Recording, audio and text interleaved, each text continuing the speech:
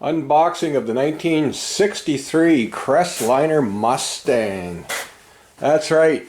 1 year before Ford came out with a Mustang, Crestliner did. Well, actually, Crestliner had Mustang a lot sooner than 1963. I don't know yet when they came out with the Mustang line. I know at least a few years, so I don't even really know what I got. So I kind of bought it in a very windy, wintry day out in the field. Didn't even bother unwrapping it to look at the floor or anything. I mean, it's an old beater, but the price was right. So, this trailer looks pretty funky too. Oops, just tripping over myself. I don't think I've ever seen a trailer like this before with a structure underneath and then another structure up on top. So I'll get another closer look at that and maybe get some input on that. Looks like they're using these bottom bars as track bars, even though it's got leaf springs. Well, of course, it's probably been painted 17 times, and there's no plaque or make or manufacturer on the trailer. It's got cool old fenders on it. We'll do a little exploring, but we definitely know it's a Crestliner. There she is. Painted in red paint for some reason. This whole red stripe on the boat is supposed to be white. It's supposed to be white. All of this red is supposed to be white. You can see the original white underneath. And if this was originally blue, and I think probably it was, looking, oh yeah, you can see like down inside the holes and everything. I think they called this Arctic blue. That's definitely the original paint. There's no hint of red. They only came in two colors, I believe, in 1963. Arctic blue and red. And almost everybody got the red one. Just about every single person bought the red boat. But not this guy. This guy went ahead and got, well, I suppose blue. It's kind of more of a green or teal. Well, I don't know what teal is. More of a blue-gray, but it does look kind of funny with that red stripe on it. It looks modern with the red stripe on. Is what it does. That red stripe's going. The whole hull's getting painted white. The top's getting painted, we'll call it Arctic blue. That's what it says online in the brochure. And kind of interesting though, because in the brochure it shows that this would have been painted white. And some other trim pieces. You know what? I'm just going to stop there. We'll get the wrap off it after I get a little bit of heat in here. And then we'll do a good old walk around for the first time. I stopped once to check the bearings, see if the axles are hot. And yeah, the passenger side was warm. I mean, I could hold my hand on it, no problem. But it was much warmer than the other side. The right side, sorry, the driver's side, left side was cold. So I'm going to stop there and alright, let's get this heat rocking.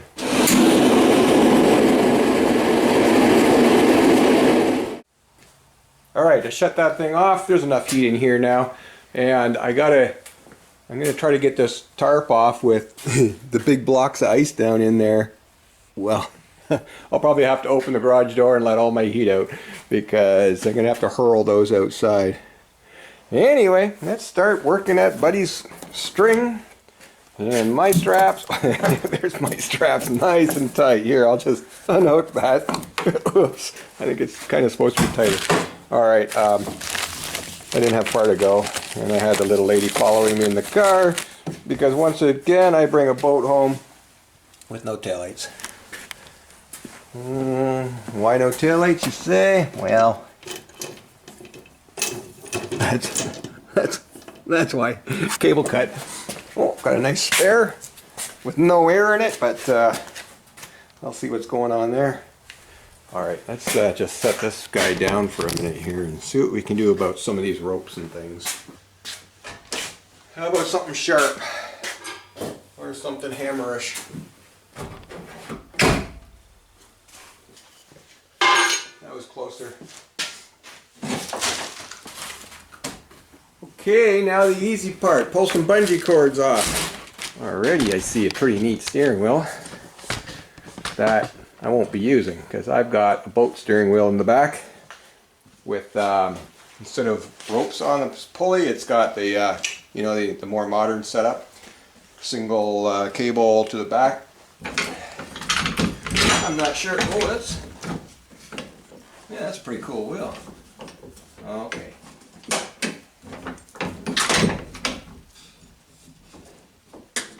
There we go. That looks a little more steering wheelish. You can't even tell that it's all tilted up. Alright. Let's keep going. I don't know if you're going to be able to tell, but that is an iceberg. I might have to let this melt rather than break everything. No, it's working.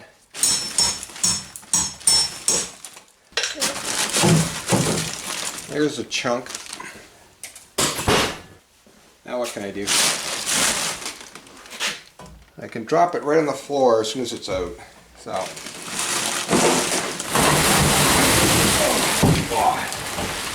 check that out. I just busted into a million pieces. Alright, I gotta get that out the door. It's interesting, it was full of water inside the ice, so now there's freaking light in here. Alright. Oops.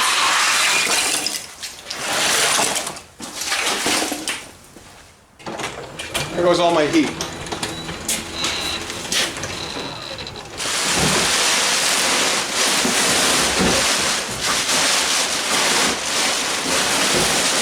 Oh, that's it.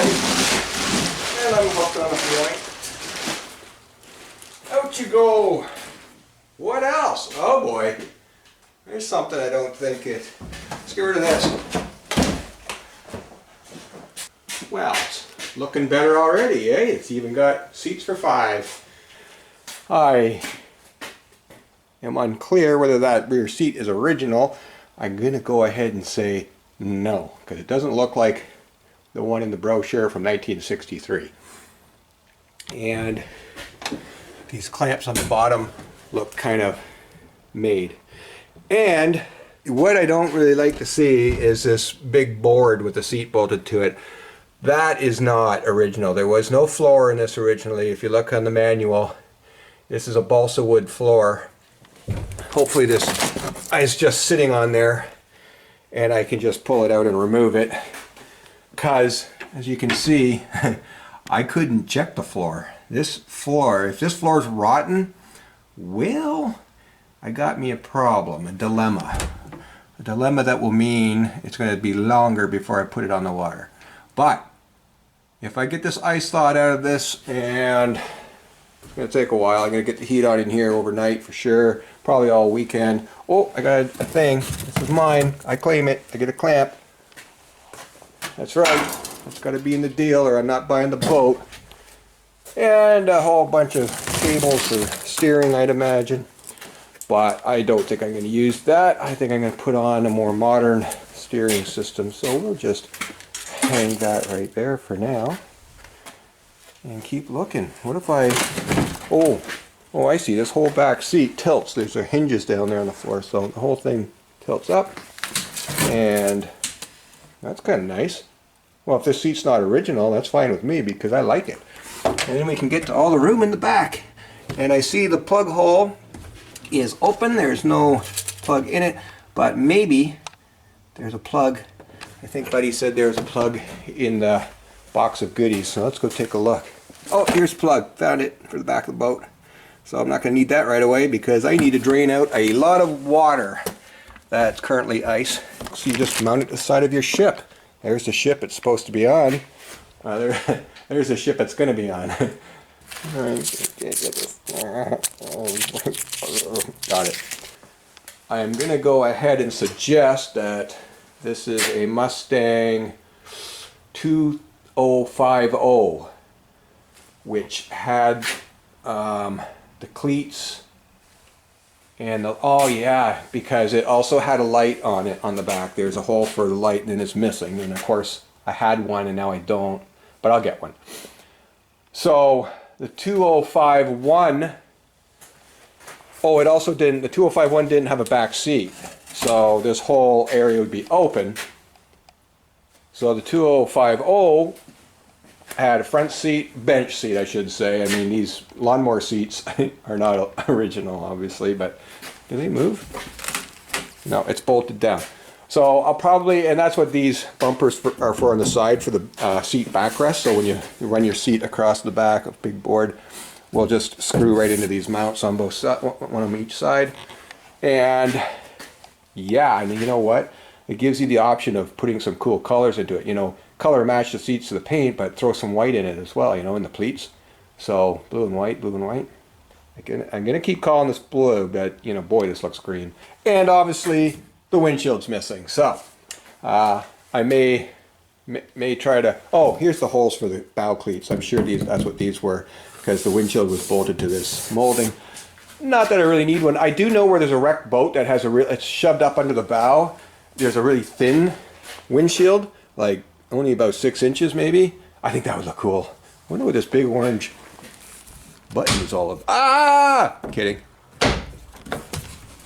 Absolutely nothing attached to it.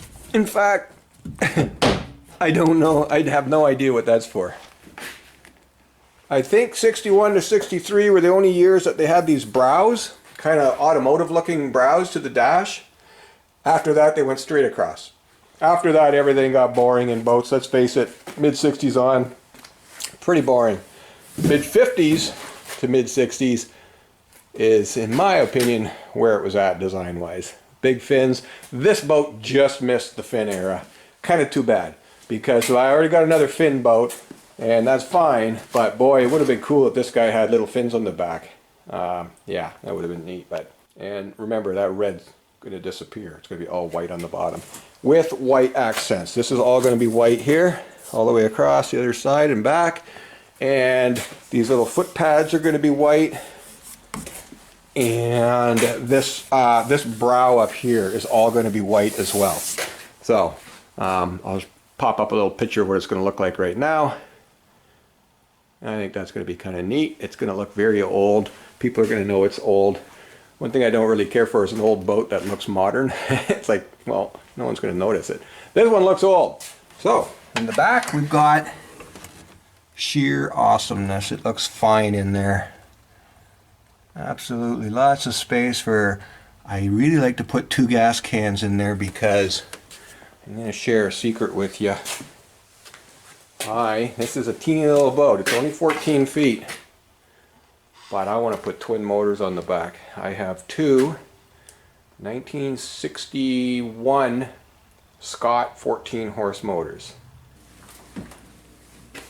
Well, that looks neat.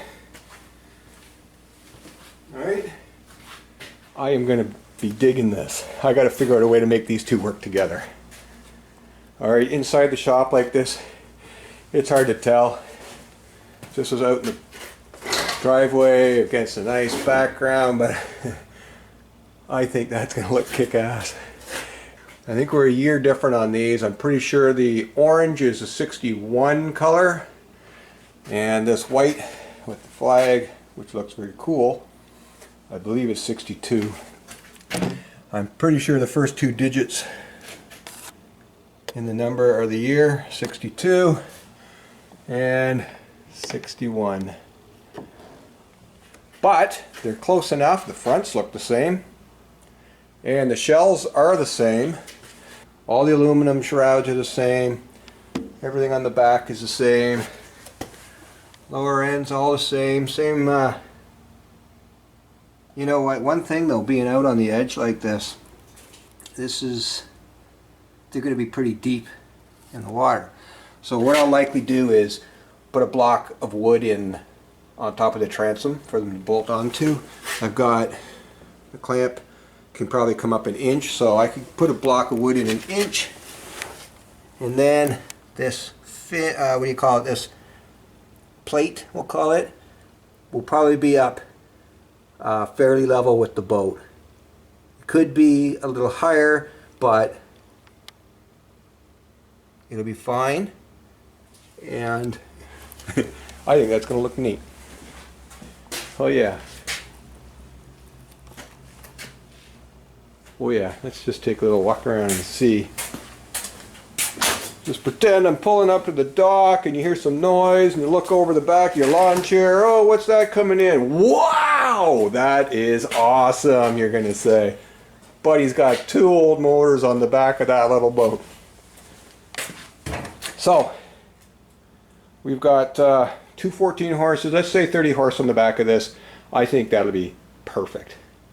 And then, you know what, the nice thing about running 2 of these is when one breaks down. Not if one breaks down, but when one breaks down, the other one is going to get me home. Just tilt the broken one up and finish the ride on the remaining motor directly back to the dock and on the trailer. I have a steering wheel with the connected cable, I guess I'll call it. It's just a worm gear under the dash. So you turn the wheel, it's not the pulley, the cables and everything that you see all underneath here. It'll just be the one drawbar or cable that runs in underneath and then back out one of those holes. Probably the front one here attaches to, if it's too long for the first motor, yeah, you know what, I'm gonna need to get it over, probably attach it to the second motor, and when the second motor here turns back and forth, it's connected to first motor, which steers with it. I'll probably just remove these.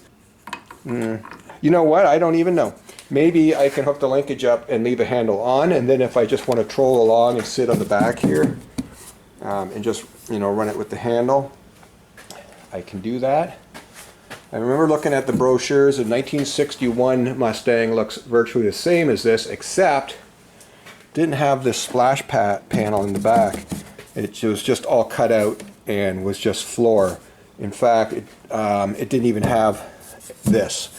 That was all gone, and it just had these in the back as well for the rear seat pad to lean against. So by I'm not sure what happened in 62. I haven't found something for 62 yet, but I know 63 had this, which is a vast improvement, I think, because, you know, you're always, you know, you just dump the throttles and that back wave hits you in the back and splashes all that water up into the boat. Well, now it's got a place to sit, and I'd imagine maybe even a place to go. Yeah, that's right, because there's holes. There's a chance that this whole boat's rotten. I don't know. If it is, well then, oops. Maybe it'll end up being maybe the practice boat for the 58 Sea Ray, the fin boat, which I definitely got to put a floor in. Well, I got to do work too, let's just say that. But you know what? I'm really not complaining too much about this. Not yet, anyway. You know what I got? I just recently got a horn, a boat horn, an old vintage one. It's the same as what's on the Sea Ray. So there's no point putting 2 on the Sea Ray, so I take the one off the Sea Ray, it's all pitted. Put the new one I got on, it's nice, but put the pitted one on here. You know, I'll mount it here, and then this boat has a horn. Because I think you're supposed to have a horn or signaling device or whistle or something anyway, so why not just put a horn on it? The steering wheel's cool, but it's not staying. I have an actual marine steering wheel in the back that I'll put on. And, you know, maybe I'll sell that one. Maybe if I can sell enough bits off of this, it'll pay for the boat. Okay, here's the thing.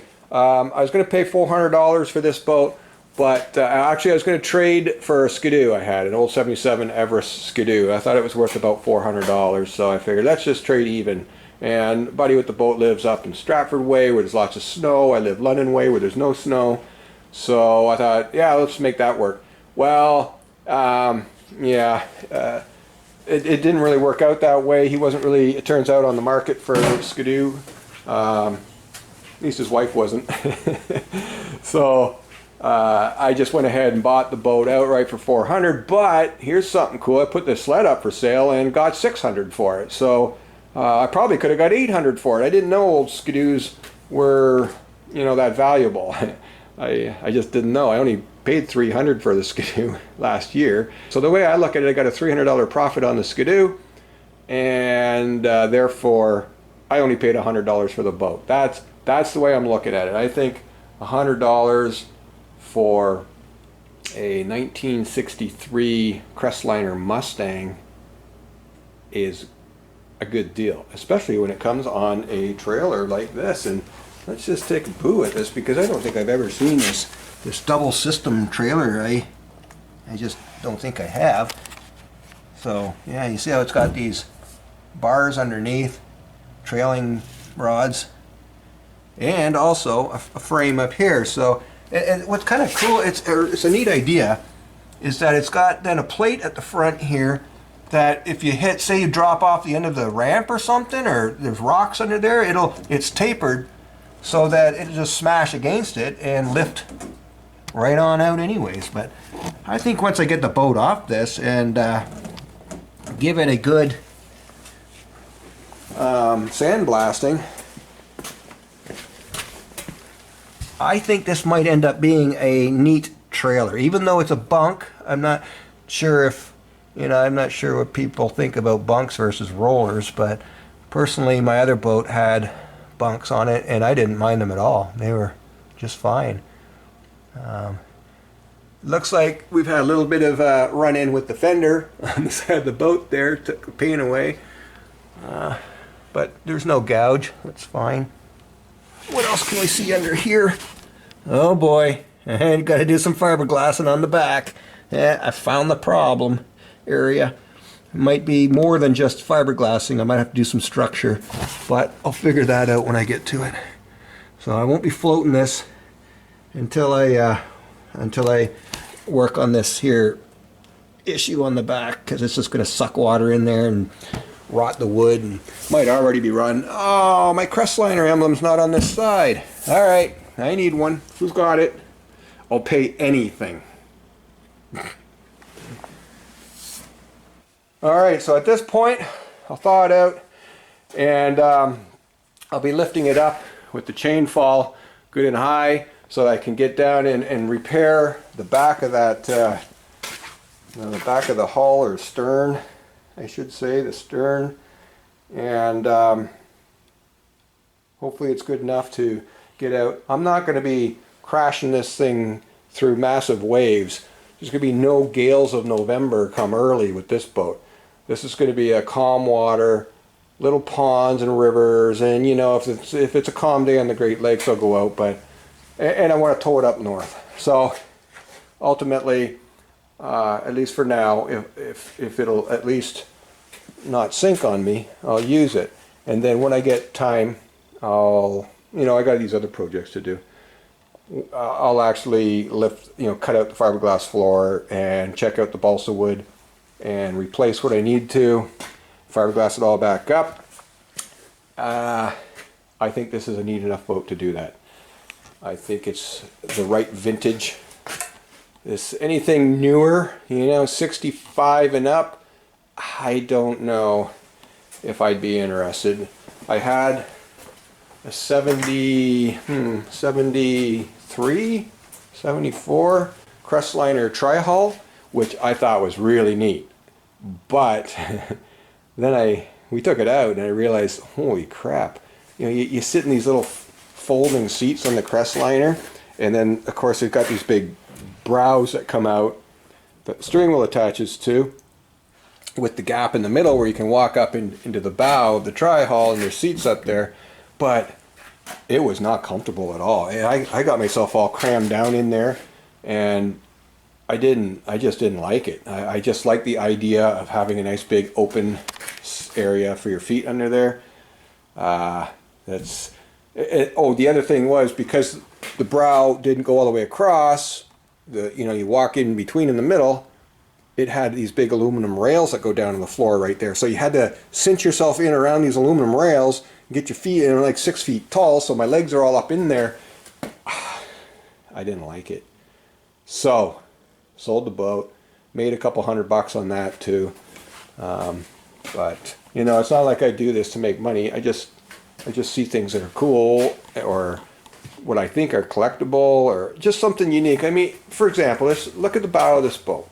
Or what do you call it? Is this the bow? I don't know. So molded into the fiberglass is that, and then that, and then that. And then the dash itself is pretty neat, because you know, because it's got character. It looks like a car. So they were still doing the car theme a little bit, but I bet you this was like the last year for that. I think then people said, all right, I want my boat to look like a boat. Stop making them look like Cadillacs and 57 Chryslers and stuff. So, of course, the customer is always right. That was the end of fins. No more headlights and different things like that. And to tell you the truth, I think this is the last year for an automotive looking dash. So it might even just be homemade, because there's a lot of angle iron, welded to angle iron, welded to plates. That might, I'm not sure if that's a scratch, but once oh, by the way, this is just some kind of goop that's hardened on. I think maybe Buddy has put on some resin or something. Maybe there's a crack there, a hole. He's just dropped on some fiberglass resin. And of course, it doesn't seem to be any padding on this mount, so it looks like it's kind of been scratching there too. But I'm not, I mean, I can swim. All right, I'll fix it up good enough to float. I'm going to make it safe. But there will be a bilge pump in here for sure, maybe two. I think there's going to be two because I got two motors. You know what? I'm pretty sure these 14 horse ones have bilge built right into them. I forget what that's called. I'll think of it as I'm uploading, and you know what, that'll be into that. But there is a system where the tube comes off the motor someplace and runs down into your stern and constantly pumps out the water. It has, you know, just draws it out with vacuum. But somewhere, whoa! Okay, it turns out the weight, the weight of these motors, I'm gonna have to put some weight, you know, some ballast on the front of this trailer.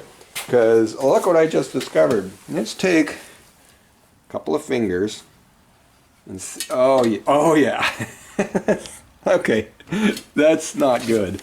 That's just one finger lifting the whole trailer with a boat on it.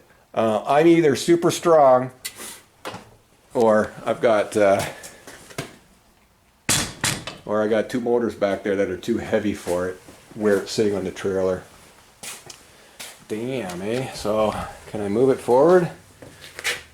No, because this is all welded solid in there. I'd have to cut that up and move it forward. So what are my options, folks? I would like to, can you move the axle back? No, because of that, not radius rod. Well, I'll call it a radius rod because that's a radial point up there. I just wonder if there's a way to extend it and to re-drill the frame for the leaves and move these wheels back a foot. There is a lot of boat hanging out the back of this trailer. I mean, it just is. Now, the trailer's long. I mean, the boat could be even back further. It's not even on. There's a roller in here that the boat's not even on. And once it goes up on the bunks. So it's drawn pretty far forward. Okay, then there's no way these two 14s weigh as much as a 45, do they? Two of these together. I'm going to have to check these specs on that.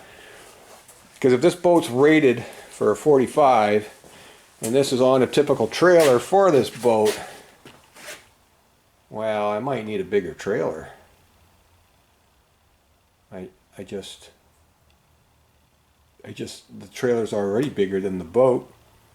The trailer already extends past the back of the boat, and yet I don't really like the idea of it pulling up on the ball. I mean, I could lock it down. They make a hinge that has like the little knuckle or something that, you know, goes and connects on the top, and there's no way it can pop off, but it's going to be going cha-ching, cha-ching, cha-ching all the way down the road. Bang, bang, bang, bang.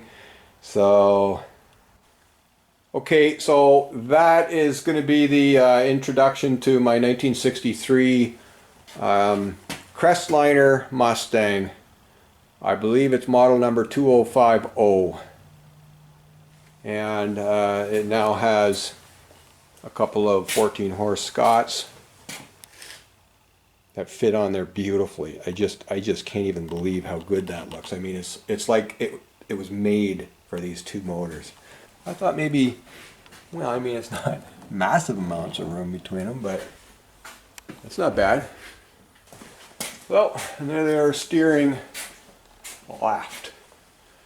There's a nice gap between them. I still think that if the rod comes out here or out here and trucks across to a bar that joins to that, and then that also joins to that. Oh, yeah, it's going to all have to be offset out here though, so that it doesn't, you know, hit all this stuff. All right, it's doable. Just takes a guy with a lot of junk in his shop to find the right bars and bits and different things to make it work. Great. All right, I'm not really sure I should keep these motors on there, although now I got a place to store the motors, so why would I take them off? I always thought it was funny that we put balsa wood floor in for added flotation, but you know, to me that doesn't make sense. I thought it's just the shape of the boat that makes it float.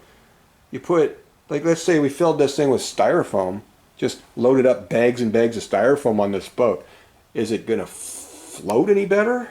I mean, yeah, if it was submerged, it's going to pop right back up like a cork, but when it's all dry and sitting on the water, it's not going to float any better, right? So I'm not really sure. I would think the balsa wood floor structure they put in these is more for structure, just for rigidity, because the amount of fiberglass you would have to lay to make a solid floor of just fiberglass is probably pretty pricey, probably pretty cost prohibitive. So that's why most boats have a wooden structure. This one doesn't have any stringers in it. There's no stringers at all, no ribs, no wood structure other than, I believe, like a tongue and groove kind of setup of balsa wood, or just glued in, I don't know. And so it's glassed right to the hull fiberglass, and then they put an interior layer of fiberglass over the wood. That'll be why this ridge is here, I would think. I bet you that's wood, where the balsa wood starts. Yeah, because I don't think the hull has that shape underneath. So it'd be balsa wood all the way up and around and down and this and that and different things. So if I ever have to cut that out, then I will. And buy a whole bunch of balsa wood and redo it. Make a project out of it. And you guys can see how I bumble along with that project. All right, I'll work on that another time. In the meantime, there you go. There's my boat. Yeah. This is going to be on the water in the summer. One way or another, even if it's spring on lakes left and right. You know what I'll do then? I'll make a video saying how not to test your vintage boat. You don't just buy it, look at all the holes and cracks, and then throw it in the pond. You might have to fix those things first. So, but, you know, I won't. I'm going to go ahead and do it and say, okay, this was a demonstration purposes only video. And, you shouldn't do this. You shouldn't really do it the way I'm telling you, or the way I did it. Just do it different. And then I'll have all this advice then. I'll say, so now you see, we've jumped forward in time. I've spent 16 months sanding this damn thing and filling all the damn holes. And now look, I'm back out on the same pond, and this time I'm smiling and it's not sinking and everything is fine. So yeah, and I'll get a bunch of thumbs up and likes. Maybe 1 or 2 people will subscribe, and YouTube's algorithm will like that and promote me, and then all of a sudden I'll be YouTube famous like everybody else. But right now, I'm not. I just don't have what people are looking for yet. But I'll figure it out, and we'll see what we can do about that. But right now, I'm going in the house. I'm gonna turn on the heater. It's loud. You're not gonna like hearing it. I probably shouldn't lean that plastic lid against the propane heater, So I'll move that, get some heat cranked up in here, get the electric one going. It'll maintain the heat. This just gets it hot. And then I shut her down. All right, so for now, folks, from Ontario, cheers, eh? If you'd like to, go ahead and subscribe. If you hate what I'm doing, then don't. But I'm going to be pumping out more movies anyways, whether you like it or not, because I think it's kind of fun putting these things together and playing with the editing software and different things. All right, so I'm out. Cheers.